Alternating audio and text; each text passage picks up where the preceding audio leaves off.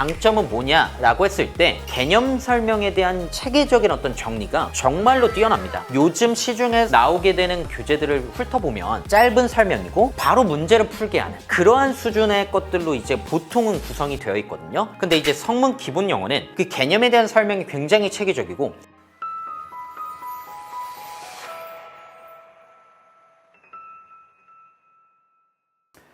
안녕하세요. KNS 어건의 윤상원이라고 합니다. 이번 설명에서는 일단은 보시는 바와 같이 다가오는 여름방학 때 이제 어떠한 학습 전략을 취해야 하는가와 관련해가지고 좀 자세한 얘기를 전달드리고자 하는데요. 그럼 본격적으로 이제 컨텐츠를 좀 살펴보시면 크게 딱 두 가지 축으로 나눠서 설명회를 좀 진행을 할 텐데 가장 먼저 최근에 어떠한 이제 트렌드를 좀 한번 살펴보는 시간을 가져볼까 합니다. 그 안에서 이제 이 문법이라는 영역이 어떤 식으로 작용을 하고 있고 왜 이게 중요한지 어떠한 학습을 토대로 이제 뭔가 대비를 해야 하는지 이런 것들을 좀 살펴보는 시간을 먼저 우선적으로 좀 갖고요. 그 다음에 이제 다가오는 여름방학 때 그렇다면 학생에 맞는 프로그램이 어떤 게 있는지 각각의 프로그램은 어떠한 특징이 있는지 뭐 이러한 것들을 설명을 끝으로 이번 설명회를 마무리해 보도록 할게요. 그럼 가장 먼저 이제 최근에 어떠한 트렌드 중에서 가장 대두되는 게 아마 이제 정시에도 이제 내신이 반영되는 사례가 조금 더 늘어나고 있다. 뭐 이런 것들이 가장 좀 큰 이슈가 되고 있는 상황인 것 같아요. 그렇다면 결국에 너무나도 당연스럽게 고등학교의 성적이 굉장히 중요해지고 사실 내신이 굉장히 좀 더 커졌다라고 할 수 있겠죠. 그렇다면 이제 학생들이 고등학교에 들어가서 이제 보게 되는 그 내신이 어떠한 식으로 뭔가 출제가 되고 어떠한 능력이 좀 필요한지 이런 것들을 좀 한번 살펴보도록 할게요. 최근에 이제 1학기 중간고사 기준, 가장 최근에 진행됐던 시험을 기준으로 봤을 때 관연도와 좀 달라졌던 어떠한 변화점이 있다면 가장 먼저 눈에 띄는 부분이 바로 이 문법 영역의 비중이 좀 상당히 좀 줄었다. 단순하게 이제 문법을 물어보는 시대가 조금 이제 저무는 느낌을 지금 받고 있고 이게 앞으로 어떻게 좀 진행되는지는 조금 더 지켜볼 필요가 있겠지만 어쨌든 최근에 전체적인 학교에서 많은 부분들이 좀 이렇게 변화가 있었다라고 생각하시면 될 것 같습니다. 근데 문법의 비중이 줄었다라는 게 결국 문법 문제의 부재를 의미하는 건 절대 아니기 때문에 여전히 출제되는 그런 문법적인 어떤 영역, 그 다음에 더 나아가서 서술형 영역, 여기는 여전히 까다롭거든요. 그래서 학생들이 단순히 그냥 감각적으로만 문제를 풀 수 없게끔 출제되는 것들이 되게 많기 때문에 여전히 이 문법이라고 하는 이 개념 자체에 대한 어떤 이해도나 그거에 대한 응용력이나 이런 것들이 여전히 중요하죠. 그러나 어쨌든 문법의 비중이 좀 많이 줄었다. 뭐 유명한 학교라고 하면 숙명여고 같은 경우에는 이 어법적인 영역이 거의 시그니처라고 할 수 있는 학교인데 요번에 이제 진행됐던 그 시험을 좀 분석을 해보면 비중이 좀 많이 줄었다. 근데 그 준 정도도 사실 다른 학교에 비하면 좀 여전히 많은 편일 수 있기는 한데 근데 어쨌든 예전과는 다르게 좀 많이 문제 수가 좀 줄었다라는 게 좀 눈에 띄었고요. 문법의 비중이 상당히 줄었으니 독해의 비중이 늘어날 수밖에 없을 거고 그럼 독해가 비중이 많이 늘어났는데 이 안에서 어떤 변별력을 키우려면 결국에 지문의 변형 혹은 선지를 조금 꼬아서 출제를 한다거나 하는 것들이 너무나도 당연하겠죠. 그러다 보니까 학생들 입장에서 단순히 그냥 글을 읽고 답을 딱 찍고 넘어가는 수준의 그러한 문항이 아니라 이제는 정말로 꼼꼼하게 읽고 정확한 해석을 기반으로 정확하게 걸러낼 거 걸러내고 학습이 좀 중요해지는 거죠. 그런 어떠한 특이점이 지금 좀 보이는 상황에서 지금 당장 학생들이 사실 영어를 바라볼 때 결국 내신에서 아이들이 이제 열심히 해야 되는 게 결국 독해니까 결국 영어는 독해만 좀 잘하면 되는 거 아니야. 어떻게 보면 너무나도 당연한 결과가 되겠죠. 근데 앞서 얘기 드렸던 것처럼 이 문법 문항이 아예 부재한 것은 아니기 때문에 문법적인 영역은 여전히 중요합니다. 여전히 중요하고 독해에서도 사실 독해력이라는 게 결국 여러 가지 요인들이 합쳐져서 점수로서 이제 드러나게 되는 영역인 건데 단순히 이제 그냥 글을 많이 읽고 독해량만 늘린다고 해서 이제 독해력이 상승하는 게 절대 아닌 거는 학생들도 이제는 좀 어느 정도 알거든요. 근데 이제 여기에 문법적인 어떠한 개념들이 좀 들어가서 문장의 구조를 파악하는 능력도 좀 길러야 되고 이걸 토대로 글을 읽는 그러한 습관들이 좀 중요해진다라는 걸 오늘 이 설명회에서 조금 강조하는 부분인 것 같아요. 그래서 이제 더 이상 이 문법 학습이라는 게 문법 문제를 맞추기 위한 문법 학습이 아니라 이 독해 영역에서도 적용을 하고 뭐 예를 들면 서술형에서도 이것들을 활용해야 되고 아니면 단순 문법 문제에서도 풀어내야 되는 어떤 요인이 되겠죠. 예전에는 사실 독해와 문법을 분리시켜서 조금 독립적인 영역으로서 봤다면 이제는 이게 함께 융합되어 가지고 같이 학습이 이루어져야 된다. 뭐 하나가 빠지면 절대 안 되는 시험이 등장하고 있기 때문에 그런 것들을 좀 먼저 인지를 하고 학습을 진행하면 좋을 것 같아요. 그래서 어쨌든 최근에 어떤 트렌드라고 하면 이러한 것들이 이제 특징이 있는 것 같고 그럼 본격적으로 실제 어떠한 문제들이 출제가 되는지를 한번 좀 간단하게 좀 살펴보도록 할게요.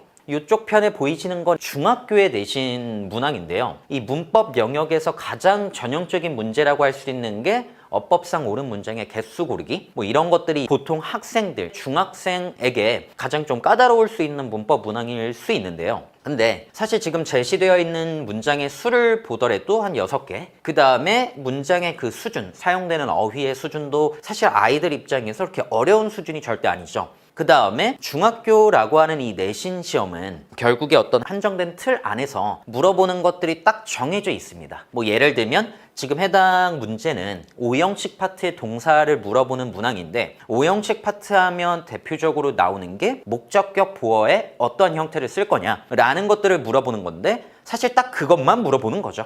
중학교는 그냥 개별 문법 지식, 너 목적격 보어에 뭘 쓰는지 알아? 정도에서 그치는 수준에 이제 머물러 있습니다. 물론 지금 당장의 중학생에게는 어려울 수 있습니다만 사실 좀 객관적으로 좀 멀리서 지켜봤을 때 되게 간단한 문제인 거죠. 딱 하나를 물어보는 거니까. 근데 오른편에 보시는 게 지금 숙명여고에서 최근에 출제됐던 문항인데 이제 문제를 이제 풀려고 하는 건 아니고 지금 제시되어 있는 문장의 개수는 10개입니다. 근데 이 10개에서 제시되어 있는 그 문법 개념, 그러니까 출제자가 물어보고자 하는 그 문법 개념이 굉장히 다양합니다. 어떤 특정 영역에 몰려있지 않고 뭐 예를 들면 분사에 대한 어떤 물음을 하기도 하고 뭐 관계대명사 what이 어떻게 쓰이는가 어법성의 적절함을 좀 판단을 하기도 하고요. 더 나아가서 뭐 태와도 관련되어 있는 문항도 있고 물론 이 해당 문항이 뭐 극악의 난이도의 어법 문항입니다 소개를 드리는 건 아니고 단순히 이제 중학교에서 했던 그 정도의 학습 가지고는 고등학교에 올라와서 풀게 되는 문법적인 어떤 영역의 문항을 풀기는 굉장히 까다로울 수밖에 없을 거다.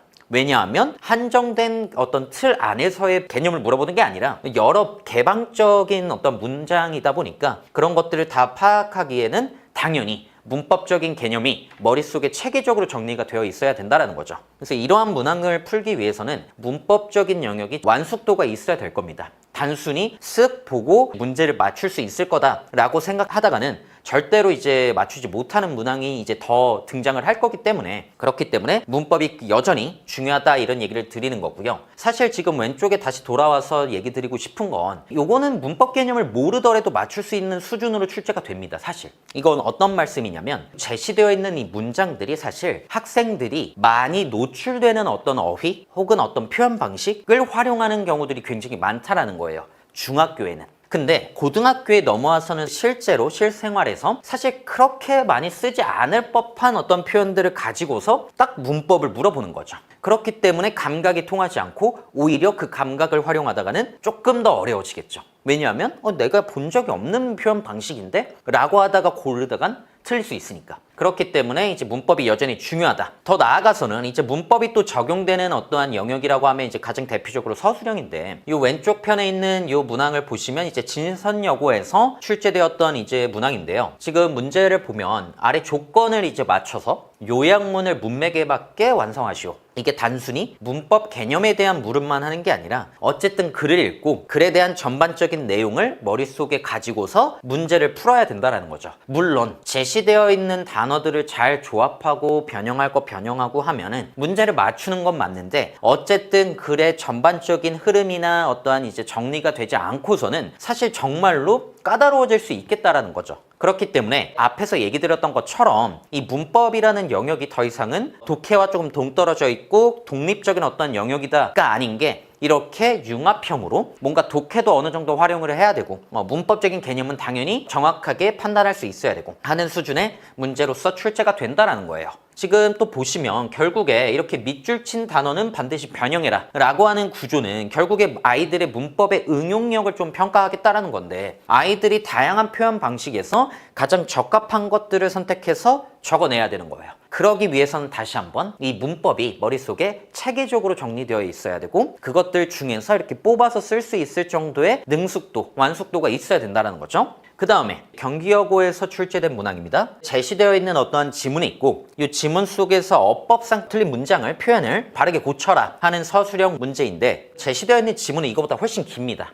제가 좀 잘랐는데, 여기에서 말씀드리고자 하는 건 뭐냐면 밑줄이 없죠. 완전 그냥 생 지문에서 문장 하나하나 다 읽어가면서 어법상 오류를 찾아내야 되는 거예요. 사실 앞에서 얘기 드렸던 중학교 시절 때 이제 보게 되는 그런 문법 문제는 다시 한번 말하지만 한정된 틀 안에서 아이들이 그것만 보면 되는 거예요. 뭐 오형식이면 오형식만 보면 되고, 수동태면 수동태만 보면 되는데, 이제는 다시 한번 개방형 문제로 이제 출제되는 것들이 이제 많아지기 때문에 모든 문법 개념을 다 확인해 봐야 된다는 거죠. 문장에서 사실 적어도 3개, 4개 이상의 문법이 활용이 되고 있기 때문에 따져야 될 것들이 굉장히 많아요. 물론 이렇게 숫자로만 얘기 드리면 진짜 어마어마한 문법들을 따져야 된다는 건데, 사실 그 정도의 것들로 이제 생각할 필요는 없고, 문장을 읽다 보면서 이런 포인트가 되는 어떤 표현들, 그런 것들을 일단은 판단하기 위해서는 어쨌든 문법적인 영역이 굉장히 중요하다. 그래서 여기까지 저희가 일단은 문법적인 영역의 대표적인 어떠한 문항들은 좀 한번 살펴봤는데, 이것 외적으로도 문법적인 영역들이 굉장히 까다롭게 출제되는 것들이 굉장히 좀 많아요. 그렇기 때문에 결국에 문법을 소홀히 해서는 안 된다. 뭐 예를 들면 KNS 학생들을 기준으로 했을 때 의대반 이상의 학생들, 의대 자사고반, 외고 전사고반, 이러한 학생들이 문법이 좀 약한 편인 것 같아요. 오히려.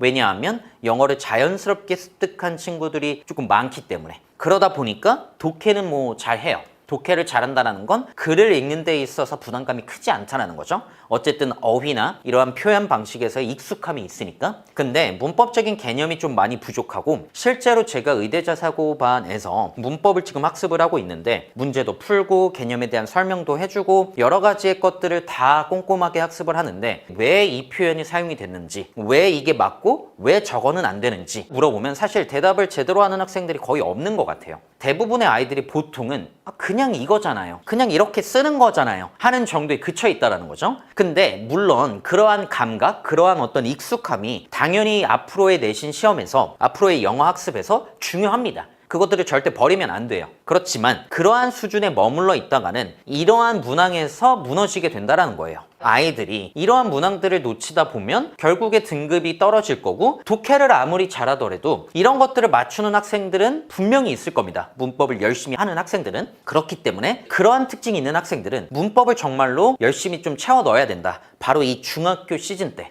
중학교 시기 때만 문법을 사실 제대로 학습할 수 있기 때문에, 결국에 올라가서는 독해, 뭐 수업 양에 치여가지고 결국 그거 하기에 급급하거든요. 그렇기 때문에 중학교 시기를 이러한 문법적인 개념을 최대한 좀 채워 넣어서 앞으로 등장하게 되는 이러한 유형의 문제들을 풀어내야 되겠구나 라는 생각을 해야 된다는 거죠. 그러면은 조금 넘어가서 문법적인 영역의 문제들이 어떤 식으로 출제되고 왜 중요한지에 대한 어떠한 설명을 드렸다면, 이제 독해 영역을 한번 좀 들여다볼 건데, 이 독해 영역에서 좀 들여다보고자 하는 건 이 문제가 뭐 어떻고 이런 게 아니라 단순히 학교에서 요구하는 것들이 이제 어떤 게 되는지 그런 것들 좀 살펴보는 건데, 이 문제는 사실 독해 문제는 아니죠. 그냥 단순하게 영작했을 때 뜻이 같도록 되어 있는 걸 골라라, 혹은 그게 잘못된 걸 골라라 하는 어떤 해석을 판단하고 어법적인 부분들을 통해서 해석을 정확하게 할 수 있는가, 사실 어떻게 보면 문법 영역인 거죠. 근데 아까 얘기 드렸던 것처럼 문법과 독해는, 그러니까 글을 읽고 해석하는 그 능력은 떨어져 있는 독립적인 그 과목이 아니기 때문에 이렇게 합체되어서 융합되어서 출제가 될 겁니다. 근데 이게 단순하게 그냥 문장을 읽고 해석 대충 보고 파악하는 정도에 그치지 않고, 만약에 이렇게 쓰여져 있다면 어떻게 해석되어져야 되는지를 물어본다는 거예요. 이 말이 뭐냐면, 이렇게 의미했겠지가 아니라 만약에 이렇게 쓰여져 있으면 너 어떻게 해석할 건지 물어보는 거예요. 그러니까 정확하게 문법적인 부분들을 물어본다는 거죠.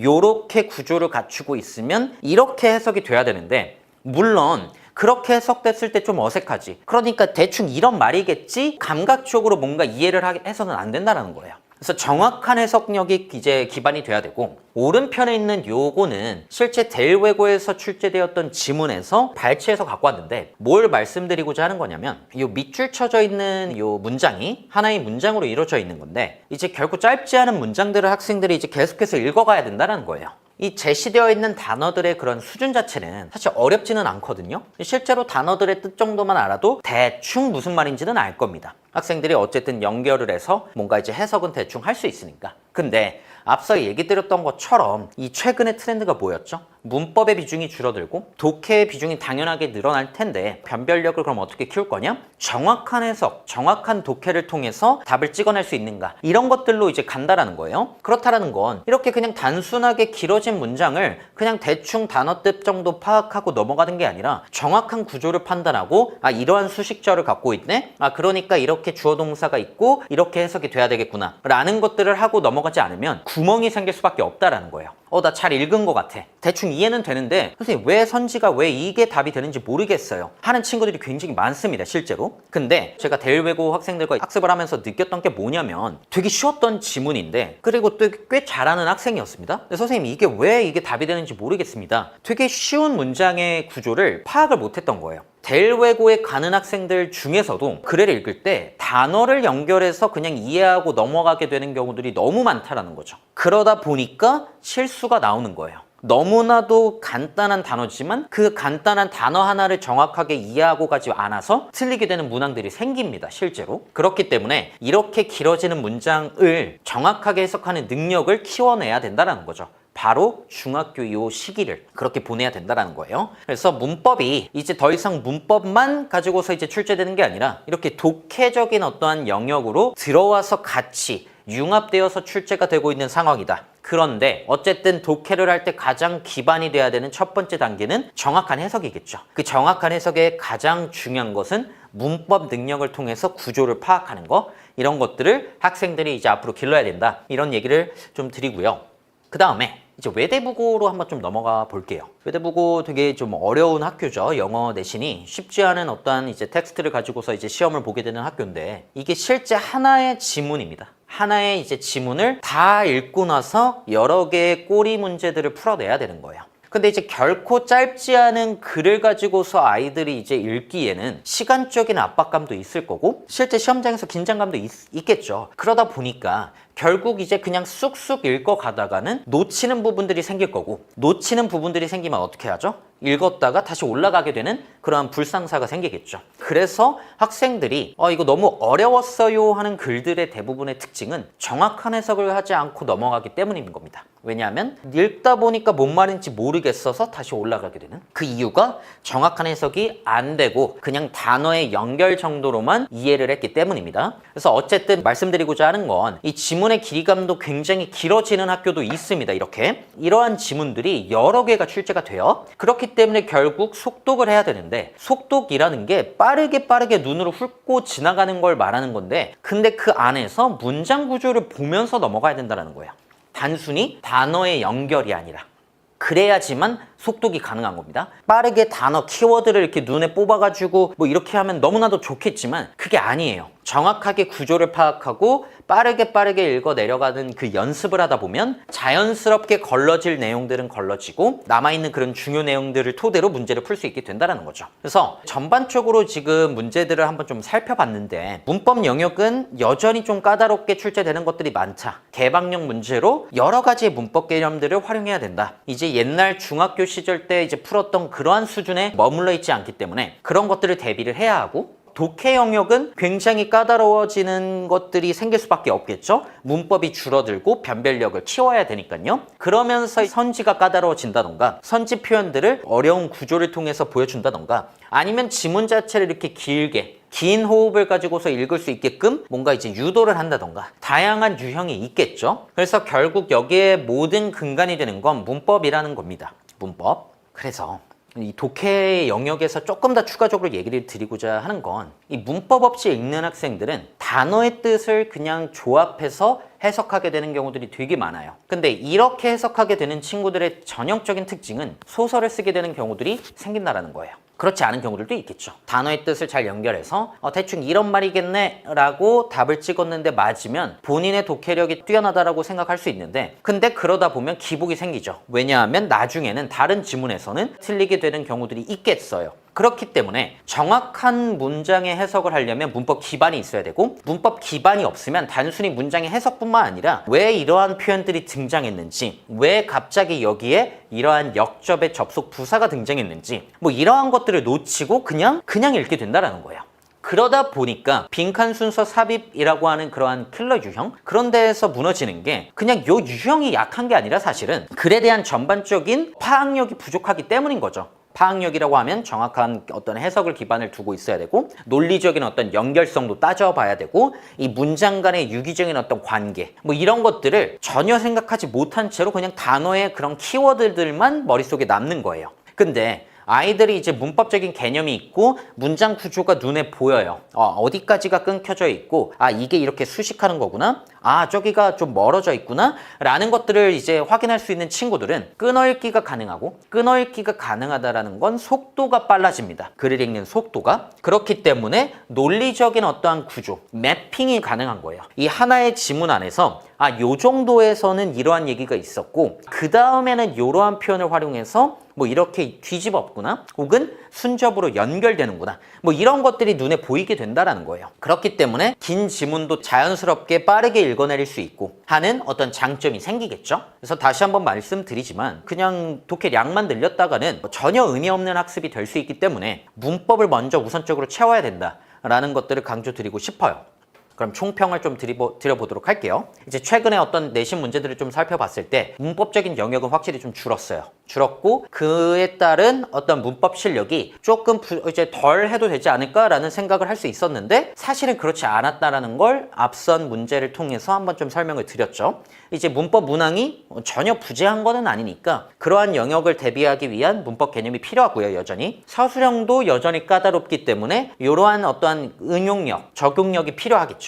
근데 어쨌든 비중 자체는 확실히 줄어든 건 맞기 때문에 독해로 넘어갔을 때 독해에서 변별력은 결국에 문장을 꽈서 변형시켜서 그렇게 출제할 수밖에 없다라는 거죠. 결국 정확한 해석을 기반으로 읽어 내려가야 되는 그런 능력이 필요하다. 그래서 결국 핵심적인 거는 문법부터 시작해야 된다. 문법적인 영역이 갖춰져야 그 이후를 바라볼 수 있다라는 얘기를 드릴 수 있을 것 같아요. 그래서 이 내용들은 최근의 어떤 트렌드 속에서 문법이라는 영역이 어떻게 작용하는지, 왜 중요하고, 중요하다면 어떤 식으로 이제 학습해야 되는지에 대한 얘기까지 좀 이어서 드려보도록 할게요. 오늘은 일단은 성문에 대한 얘기를 조금 더 드리고 마무리를 해볼 건데요. 이 성문 기본 영어, 기본 개념반, 기본 실전반, 더 나아가서는 이제 종합 영어, 이렇게 이제 세 가지의 성문 시리즈를 저희가 이제 활용하게 되는데, 저도 이제 학생들과 이제 얘기를 하고 학부모님들과 좀 이제 상담을 하다 보면 성문을 아직도 써요? 하는 그런 질문들이 좀 많은 것 같아요. 왜냐면 굉장히 좀 올드한 책이죠. 그럼에도 불구하고 저희가 성문 기본 영어를 채택해서 학습시키는 이유가 있어야 되겠죠. 그러한 것들을 좀 한번 좀 설명을 드리고자 하는데, 그럼 본격적으로 이 성문 기본 영어의 어떤 간단한 특징들을 좀 설명을 드릴게요. 이 성문 기본 영어가 올드한 책인 건 맞아요. 그래서 단점을 좀 먼저 좀 얘기를 드리면, 올드한 표현들이 많다라는 거예요. 여러 가지의 문장들이 있을 텐데 실제 그 문장들이 이제는 요즘 현대 영어에서는 쓰이지 않을 법한 그러한 표현들도 사실 좀 많아요. 그렇기 때문에 필요 없는 것들은 좀 걸러내는 그런 것들이 좀 필요하겠죠. 그럼 장점은 뭐냐라고 했을 때, 개념 설명에 대한 체계적인 어떤 정리가 정말로 뛰어납니다. 요즘 시중에 나오게 되는 그러한 교재들을 훑어보면 짧은 설명이고 바로 문제를 풀게 하는 그러한 수준의 것들로 이제 보통은 구성이 되어 있거든요. 근데 이제 성문 기본 영어는 그 개념에 대한 설명이 굉장히 체계적이고, 사실 이런 개념도 있었어? 할 정도로 되게 지엽적인 개념들도 포함이 되어 있어요. 그래서 그 안에서 필요한 것들 위주로 뽑아서 이제 학습을 한다면 정말로 도움이 많이 되는 그러한 교재라고 생각하시면 될 것 같아요. 그 다음에 여기서 써놓은 게, 이게 단순히 어떤 개념에 대한 암기를 하려고 이제 저희가 이 교재를 선택한 게 아니라 설명을 토대로 이해로 이어질 수 있게끔, 그러니까 단순히 아이들도 이렇게니까 이렇게 돼야 되죠가 아니라,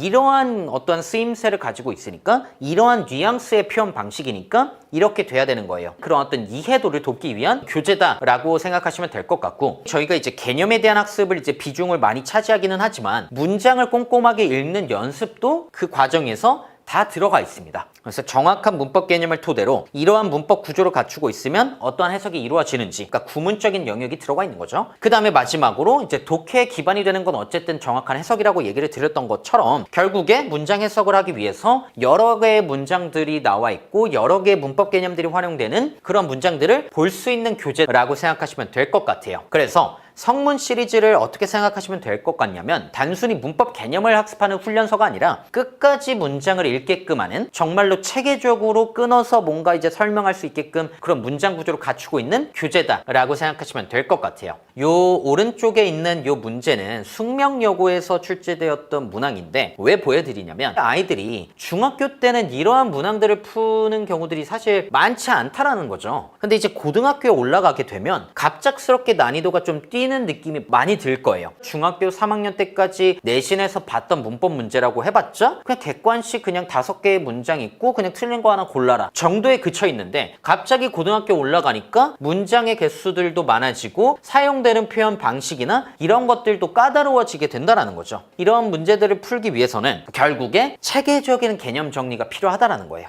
그렇기 때문에 성문 기본 영어를 저희가 채택해서 사용을 하고 있다라고 생각하시면 될 것 같고, 그러면 강점은 방금 얘기 드렸던 거에 약간 연장선상인데 문법 개념에 대한 꼼꼼하고 체계적인 어떤 정리가 원활하게 이루어질 수 있게 되는 교재다. 근데 이제 밑에 설명을 보시면 뭐 예를 들면 투부정사, 뭐 명사적 쓰임은 어떻고 이거에 그치지 않고 이렇게 문장을 썼을 때 어떤 해석이 이루어지고 그 다음에 수업 시간 때 왜 이러한 뉘앙스로 표현되는지에 대한 정확한 원리 설명까지 이루어지게 됩니다. 그렇기 때문에 문장이 왜 이렇게 생겼는지를 자연스럽게 그냥 학생들은 알고 있었던 거죠. 그냥 이렇게 쓰였으니까. 근데 그게 왜 그러한지를 알게 되는 그 과정의 학습이다 라고 생각하시면 될 것 같고, 앞서 얘기 드렸던 것처럼 문법을 가지고서 구조를 만들고 그 구조를 계속해서 보려고 하는 눈이 많이 길러지겠죠. 그래서 기반을 만드는 수업입니다. 기반. 그 다음에 3번. 당연히 개념에 대한 수업만 가지고서 모든 수업을 진행하지는 않고 개념에 대한 수업이 마무리가 되면 그 개념을 이해했는지 확인하는 문제들이 필요하겠죠. 그래서 단순하게 이제 중학교 내신에서의 유형이나 혹은 더 나아가서 고등학교에서의 유형이나 다양한 문제 유형의 것들을 좀 풀어보고 서술형도 한번 연습해보고 하는 식으로 어쨌든 이해도를 좀 최대한 판단해 볼 예정입니다. 그래서 이렇게 일단은 성문 기본 영어의 수업이 진행이 되고 어떠한 특징이 있고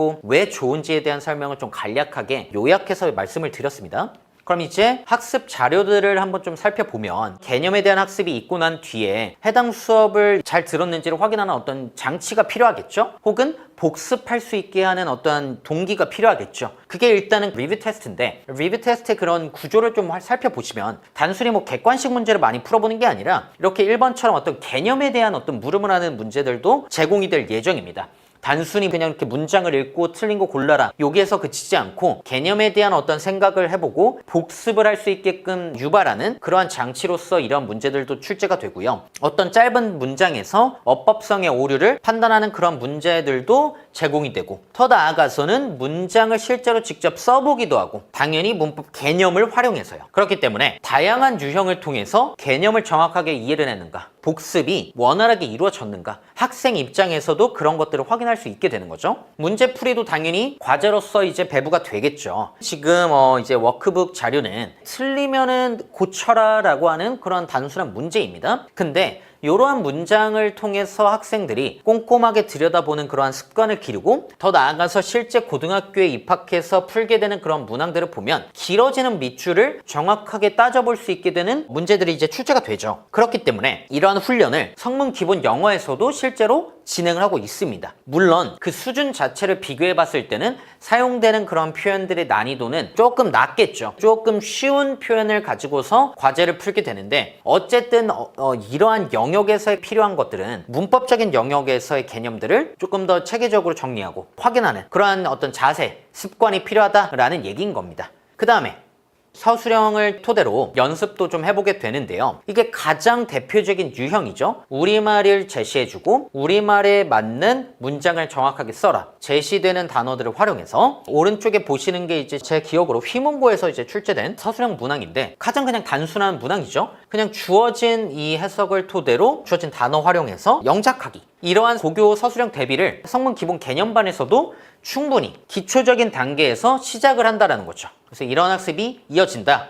그 다음에 성문 기본 실전은 사실 이제 문법 문제에 대한 어떤 영역이 조금 커지는 거지 성문 기본 개념에서의 수준에서의 차이가 있다라고 보기에는 좀 어렵습니다. 그러니까 특징이 좀 다른 것 뿐이다 라고 생각하시면 될 것 같고, 최종적으로 이제 성문 종합 영어반이 있는데 이것도 왜 학습하는지를 조금 이제 간단하게 좀 전달 드리도록 할게요. 일단 시간표를 보시면 사용되는 그 문법 개념을 좀 살펴보시면 동사의 종류부터 시작해서 특수 구문까지 최대한 좀 중요한 것들 위주로, 이것도 짧은 시간 안에 학습을 해야 되기 때문에 중요한 것들 위주로 선택된 개념들입니다. 그러면 성문종합 영어는 또 아까와 다르게 어떠한 강점이 있는데 1번 동일합니다. 그 기본적인 틀은 동일해요. 어쨌든 문장 구조를 보는 힘이 길러지는 학습이 될 겁니다. 근데 그 수준 자체를 놓고 봤을 때 굉장히 어렵죠. 앞서 얘기 드렸던 성문 기본 개념반에서 다루는 그런 문장의 수준과 비교했을 때는 사실 꽤 어려운 것들을 가지고서 수업이 진행이 되는 거죠. 근데 앞에 성문 기본 개념반에서 설명드렸던 건 문장이 왜 이렇게 생겼지 고민을 하고 그거에 대한 학습이 이루어지는 반이었다면, 이제 성문 종합 영어는 이렇게 만들어진 건 이제 내가 알겠어. 왜 이런 표현을 썼는지는 알겠고, 그렇다면 이걸 어떻게 정확하게 해석을 할 건가. 근데 그 수준 자체를 실제 시험에서 제시되는 어떤 문장들 같은 걸로 제시가 된다는 거죠. 그래서 조금 더 실전적인 어떤 영역들이 많이 가미가 되어 있다. 두 번째는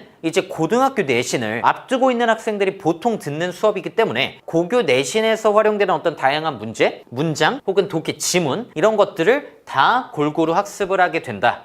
기본적인 어떤 학습력을 기르는 시간이다 라고 생각하시면 될 것 같아요. 이게 단순히 특정 영역에서 볼 것만이 아니라 학생들이 실제 학습량이 많이 늘어나겠죠. 고등학교 올라가면 이 성문종합 영어에서 다루는 그런 양도 양이고 수준 자체도 굉장히 좀 많이 어렵게 대비가 될 것이기 때문에 그러한 경험을 하면서 아이들이 또 깨닫는 게 있을 거예요. 그래서 그러한 또 영역에 도움을 준다 라고 생각하시면 될 것 같고, 3번 서술형은 당연하고요. 고난도 독해까지 다루는 수업입니다. 단문 독해도 하고 장문 독해도 하고 다양한 유형의 문제들도 풀어보기도 하고, 그렇기 때문에 모든 영역들을 다 한 번씩은 훑어볼 수 있는 시간이 있기 때문에 이 성문종합 영어는 중학교 3학년 중에서 어느 정도 기초나 이런 것들이 탄탄하게 잡혀 있고, 이제 나는 이제 고등학교를 좀 확실하게 대비를 해야겠어 라고 하면 이제 이 성문종합 영어를 듣게 된다는 거죠. 학습 자료도 한번 좀 가볍게 살펴보도록 할게요. 마찬가지로 성문 종합 영어도 이러한 어떤 문법 개념에 대한 학습이 있습니다. 물론 그 정도를 성문 기본 개념반과 비교를 했을 때는 확연히 좀 줄어들기는 할 거죠. 어쨌든 기본적인 틀이나 내용물들은 많이 차 있으니까. 그렇지만 어쨌든 빠르게 훑어보면서 본인이 뭔가 놓쳤던 건 없는지 체크하는 시간을 좀 가져볼 거고요. 꼼꼼하게 단문 독해도 하면서 문법 개념을 활용해서 구조 분석을 하면서 읽어보기도 하고 그런 시간들을 가질 겁니다. 장문 독해도 마찬가지로 길어지는 어떠한 다양한 소재거리를 가지고서 제시되어 있는 지문을 정확하게 해석해서 이해해서 문제들도 다양한 유형으로 풀어보게 되는 훈련이 진행이 됩니다. 굉장히 많은 양의 학습들이 있을 거예요.